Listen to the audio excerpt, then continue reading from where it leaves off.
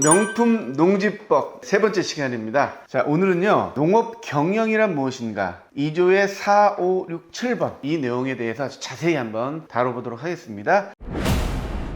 1장 2조의 4번입니다. 농업 경영이란 농업인이나 농업법인이 자기의 계산과 책임으로 농업을 영위하는 것을 말합니다. 농업인이나 농업법인이 자기의 책임과 계산으로 하는 겁니다. 농업법인인 경우는 직원도 있을 수 있고 주주도 있고 대표이사도 있잖아요. 그래서 본인들이 책임과 계산 하에 농사를 지으면 이게 농업 경영인 거고요. 농업인인 경우 농업 경영을 하기 위해서는 기본적으로 1000제곱미터 이상의 땅을 소유해야만이 농업 경영을 한다고 있습니다. 주말 체험 용농은 1000제곱미터 미만만 가능하잖아요. 그래서 이걸 가지고 농업 경영을 한다, 이렇게 말하지 않습니다. 하지만 예외가 있죠. 330제곱미터 이상의 비닐하우스를 지을 경우에는 토지가 1000제곱미터 미만이라도 농업 경영이다, 이렇게 얘기할 수가 있습니다. 그래서 최근에 헷갈리는 게 농림지역 같은 경우 매수가 좀 제한되어 있잖아요. 주말 체험 영농으로서 농림지역 농지는 우리가 살 수가 없다,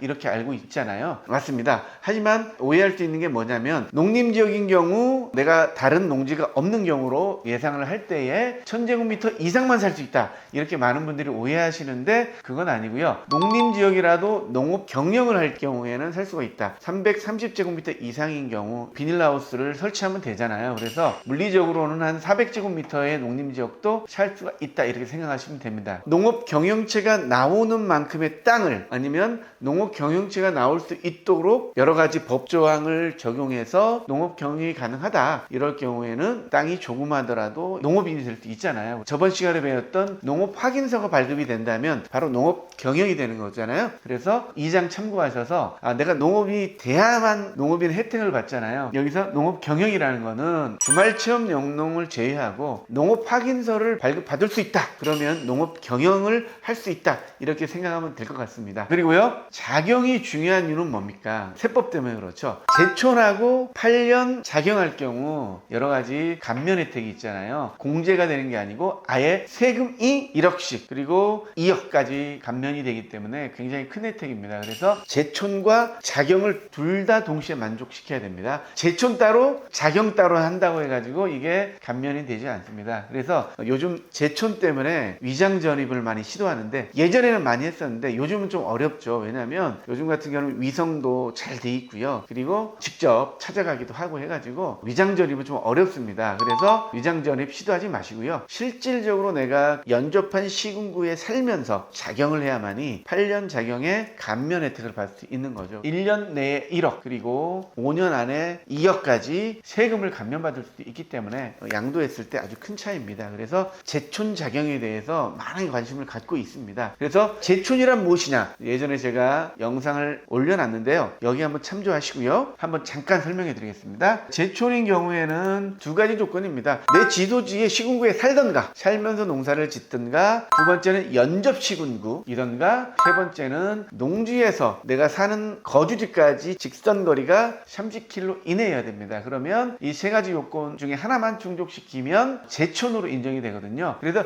연접 시군구에 대해서 좀 헷갈려 하시는데요. 한번 지도로서 보여드릴게요. 정부 24시 가면요, 기관 정보에 정부 지자체 조직도가 있습니다. 조직도를 누르시면 전라북도로 한번 가볼게요. 가보면 이렇게 시도 있고 군도 있잖아요. 충주시인 경우는 제천시가 연접해 있잖아요. 괴산이 연접해 있고 음성이 연접해 있고, 충청남도 북도 이렇게 틀리더라도 서로 연접해 있다는 거는 붙어 있다는 겁니다. 그래서 시도일 수 있고 군일 수 있는 거죠. 그래서 이렇게 붙어 있으면 연접 시군구다. 그리고 연접해 있지 않지만 보은군과 충주시를 일직선했을 경우에 30km 이내인 경우는 뭐다? 제촌으로 인정된다는 겁니다. 그래서 이렇게 그려보면 좋겠습니다. 예를 들어 충청남도 한번 가볼까요? 충청남도인 경우 보시면 서천군이 있잖아요. 그리고 당진시가 있잖아요. 연접하지 않았지만 직선거리를 재봤을 경우에 30km 이내면은 제촌한다, 이렇게 얘기할 수가 있는 겁니다. 천안하고 공주는 어떻게 됩니까? 연접 시군구잖아요. 천안에 사는 사람이 공주 어디에나 땅이 있어도 상관없는 거예요. 연접하니까. 하니까 상관이 없는 겁니다. 그래서 30kg를 따질 것인가 연접을 따질 것인가 본인이 편한 대로 따지면 됩니다.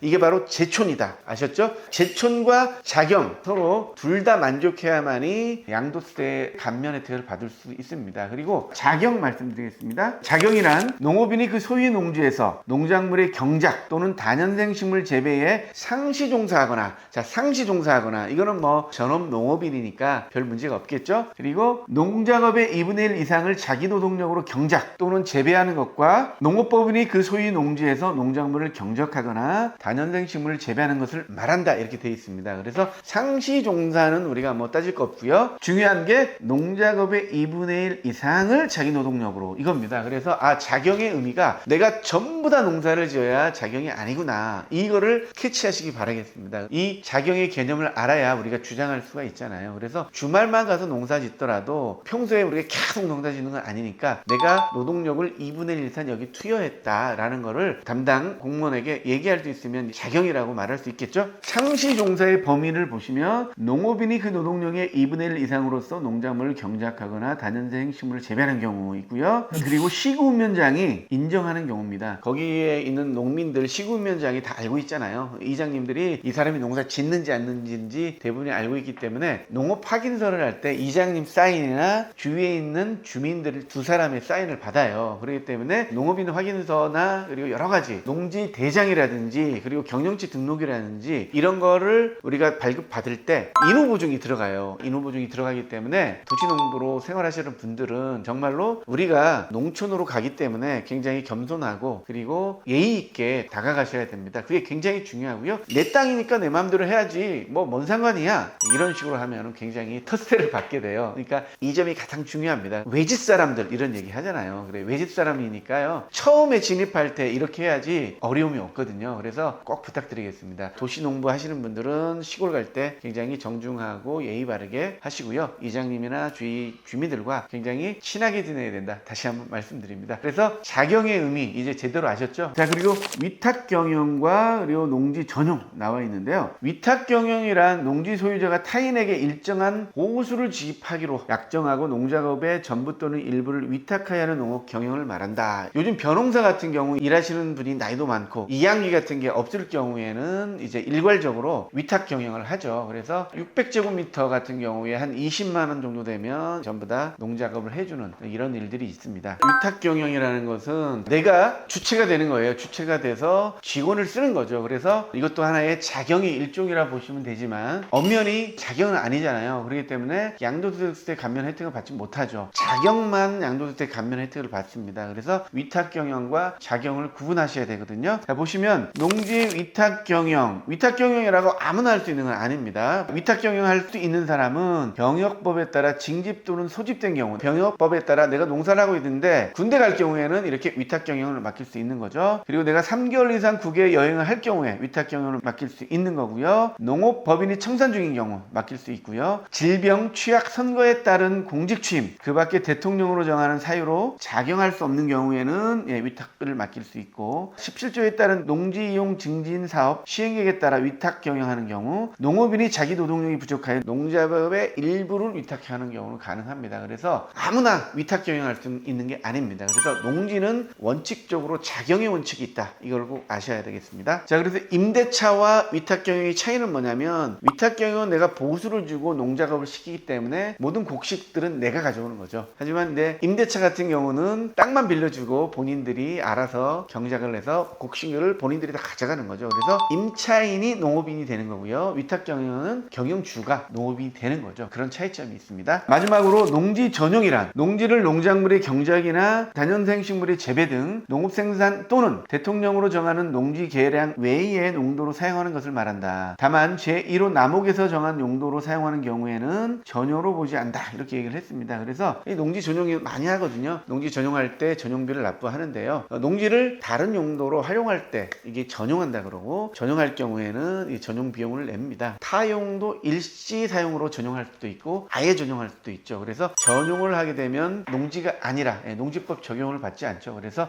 지목이 변경하게 됩니다. 이걸 흔히 말하는 형질 변경한다, 이런 얘기를 많이 하죠. 농지 전용은 또 나중에 자세하게 한번 다루도록 하겠습니다. 자, 그리고 농지법 시행규칙에 보면 농막 등의 범위 범위가 나와 있죠. 보시면 농막은 농작업에 직접 필요한 농자재 및 농기계 보관, 수확, 농산물 간이 처리 또는 농작업 중 일시 휴직을 위하여 설치하는 시설입니다. 연면적 20제곱미터 이하이고 주거 목적이 아닌 경우로 한정한다. 이렇게 되어 있고요. 간이 저온 조장고는 연면적이 33제곱미터 이하이고 간이 액비 조장소는 용량이 200톤 이하일 것. 이렇게 이게 농막의 범위인데요. 연면적이 20제곱미터면서 간선 시설 요즘은 가능하죠. 그래서 정화조나 수도, 전기 이게 연결이 가능합니다. 그래서 업자들이 아주 예쁜 농막들을 많이 만들었죠. 그런데 최근에 이제 LH 사건 터지면서 이제 별장형 농막 이런 것들이 뭐 철퇴를 맞았습니다. 그래서 농막 지을 때도 좀 허락해주는 시군구도 있고 굉장히 엄격한 시군구도 있기 때문에 시군구의 성향에 맞는 농막을 만드셔야 됩니다. 농장 같은 경우는 간이 건축물 신고로 하죠. 실질적으로 농막은 간이 건축물은 아닙니다. 그래서 오해를 하시는데요. 신고 방법이 특별한 게 없어서 농막을 이제 우리가 설치할 경우에 간이 건축물에 준해 가지고 신고할 뿐이지 농막이 간이 건축물은 아니다 이렇게 말씀드립니다. 그래서 좀 헷갈리는 부분이 많습니다. 왜냐하면 지자체에 따라서 농막에 대한 규제들이 좀 상이하기 때문에요. 내가 여기 된다고 해서 저기도 된다 이렇게 생각하지 마시기 바라겠습니다. 누다락을 놓는 거 그리고 테라스를 놓는 거 이런 것들도 시군구에 맞게 하셔야 돼요. 무조건 된다 안 된다 이렇게 얘기하기 굉장히 어렵습니다. 그래서 농막을 짓고 잔디라든지 조경이라든지 뭐 이런 걸 많이 하시는데요. 보면 좀 용인해 주는 분위기가 많습니다. 그래서 도시농부로서는 사실 농막을 짓고 나머지는 이제 텃밭을 가꾸는 게 대부분이잖아요. 그래서 너무 어렵게 생각하지 마시고요. 주위 사람들이 하는 대로 같이 따라서 하면 돼요. 나만 독특하게 하면 철퇴를 맞을 수가 있으니까요. 적당한 범위 내에서 농막을 내가 만들거나 또 이제 만들어진 농막을 사오셔도 되는 거죠. 추천하는 거는 이제 비닐하우스 있잖아요. 비닐하우스를 짓고 안에다가 농기구 보관소를 할 수가 있습니다. 그래서 해본 거 보니까 굉장히 예쁘고 좋거든요. 그래서 처음부터 너무 비싼 농막 하지 마시고요. 일단은 비닐하우스에서 도시농부 생활을 해보면 어떨까 이런 생각이 듭니다. 저희 고객 중에 콘클리드 분이 비닐하우스에서 일부를 농막처럼 사용하는 거죠. 그래서 여러모로 좋지 않았나 이런 생각이 듭니다. 자, 오늘은요 세 번째 시간이었는데요. 농지법에서 배운 농업 경영 작용, 위탁 경영 그리고 농지 전용에 대해서 한번 말씀드렸고요. 그 농막에 대해서 잠깐 말씀드렸습니다. 궁금한 부분 있으시면 댓글을 달아주시면요. 제가 자세하게 관련 기관에 질의를 해가지고 정확하게 전달을 해드리도록 하겠습니다. 그러면요. 다음 시간에 뵙겠습니다. 감사합니다.